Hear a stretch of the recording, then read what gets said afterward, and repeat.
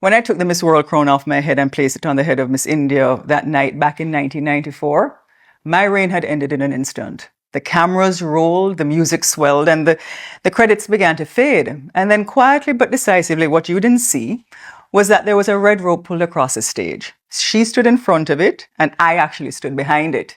And just like that, I was ushered off the stage. And in that moment, yeah, I could have crumbled, because after a year of representing the world, I was no longer in the spotlight. It was no longer mine. But I didn't fall apart because I knew something vital. It was never the crown that defined me. It was the experience and what I was going to use from that experience to go forward.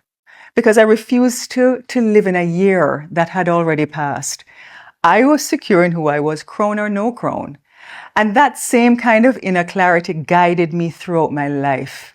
And perhaps what allowed me so many years later, in February 2016, after watching my party lose a general election, to quietly pick up the phone and call my permanent secretary at the Ministry of Youth and Culture and tell her, P.S., I'll be in early tomorrow morning to hand in my cabinet pass and all the trappings that came with being a minister of government. I didn't want any drama. I didn't want a press conference, just grace. And when she said, Minister, you don't have to come in tomorrow morning, I said, no, I must, because it's a transition. And when I thanked the staff, they said to me, and she said to me, Minister, would you like a team to escort you out?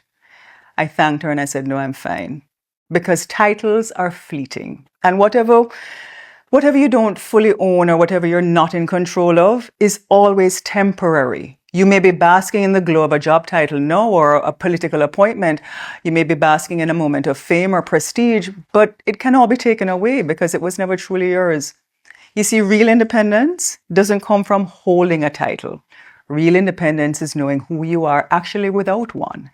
And true freedom comes when you no longer need the world to validate your worth. It comes when you can humbly walk forward unshaken, unescorted, because your sense of self isn't borrowed, it's built. So yeah, wear the title if you have one, serve it well, but never let the title wear you. Because power borrowed is never as strong as power owned.